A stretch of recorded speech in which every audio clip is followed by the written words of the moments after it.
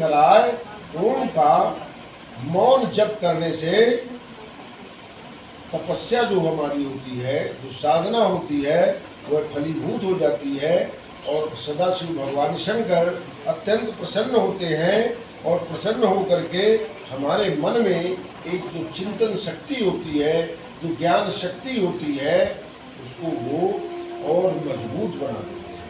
और संध्या द्वारा जो तपस्या की गई उससे भगवान शंकर प्रसन्न हुए और उनको दर्शन भी दिए। और संध्या द्वारा जो स्तुति की गई है वो ये है, भगवान शंकर को जब उन्होंने देखा, दर्शन किया, तो वो आखिर भगवान शिव को देखे उसको वेद व्यास जी शिव महापुराण में बताते हैं। निराकारं ज्ञानगम्यं परम यन्नैव स्थूलं नापि सूक्ष्मं न चोक्षमम् अन्तश्चिन्त्यं योगिभिस्तस्य रूपं तस्मै तुभ्यं लोककर्त्रे नमोस्तु। जिनका रूप निराकार है, संध्या ने भगवान शंकर को देखा तो कैसे देखा? कोई आकार ही नहीं दिखाई दिया, लेकिन आकार नहीं है फिर भी ज्ञान गम्य है। निराकार को भी देखने में एक ज्ञान की स्फूर्ति होती है उस स्थल से। जैसे भगवान शिव का जो लिंग होता है उसे निष्कल कहा गया है, निराकार कहा गया है। तो जब हम उसका दर्शन करते हैं तो हमारे मन के अंदर इस संसार की सृष्टि के रचयिता का दर्शन होने लगता है। वह न तो सूक्ष्म है, न बहुत छोटा है, न बहुत बड़ा है। वो है अंतःकरण में उसका स्वरूप हमें दिखाई देने लगता है, जिसका हम चिंतन करते हैं और जिसके चिंतन करने के बाद हमारे मन में पवित्र विचार और भाव उत्पन्न होते हैं। तो संध्या के ऊपर जब भगवान शिव प्रसन्न होते हैं और कहते हैं कि मैं तुम्हारे तप से प्रसन्न हूँ तो तुम कोई वर मांग लो, तो संध्या जो वर मांगती है कहती है कि इस आकाश तथा पृथ्वी में उत्पन्न होते ही कोई भी प्राणी सत्या काम युक्त ना हो। वो एक वरदान मांगती, जैसे हम लोगों की एक निश्चित आयु के बाद ही हमें प्रकृति के गुण प्रभावी बनाते हैं या कि हम काम शक्ति की ओर जाते हैं। बचपन में इसका कोई प्रभाव नहीं रहता है। तो ये संध्या के वरदान के कारण भगवान शिव ने जो ये वरदान दिया उसके कारण हमें पुरुष और स्त्री तो बचपन से ही अलग अलग है। उनमें वो सारे गुण हैं जो 15 साल या 20 साल के बाद आते हैं।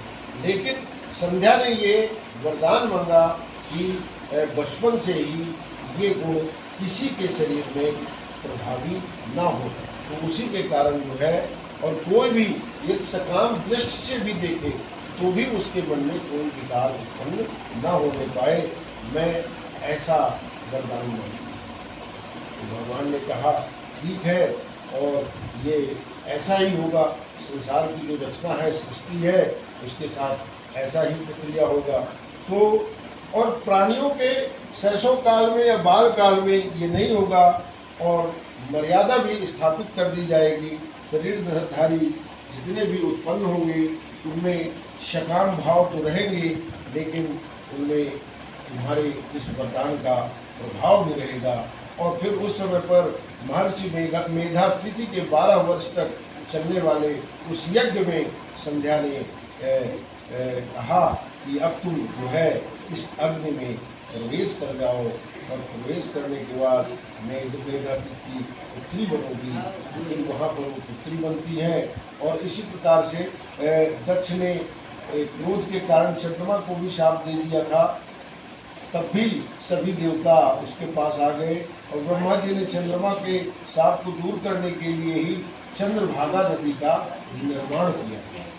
और इसके बाद महर्षि मेधातिथि यज्ञाग्नि में जब संध्या द्वारा शरीर त्याग कर दिया गया, तो फिर वही पुनः अरुंधति के रूप में यज्ञाग्नि से उत्पन्न होती है, और वशिष्ठ मुनि के साथ उनका विवाह हो जाता है। और अरुंधति उनका नाम इसीलिए रखा गया था क्योंकि शरीर का जो ऊपर का भाग था वही रात्रि था। संध्या जो नाम था ना, तो शरीर के ऊपर का जो भाग था वह रात्रि का था, और जो नीचे का था वो दिन का था। तो ब्रह्मा विष्णु तथा महेश ने ब्रह्मपुत्र वशिष्ठ के साथ उस अरुंधति का विवाह कर दिया।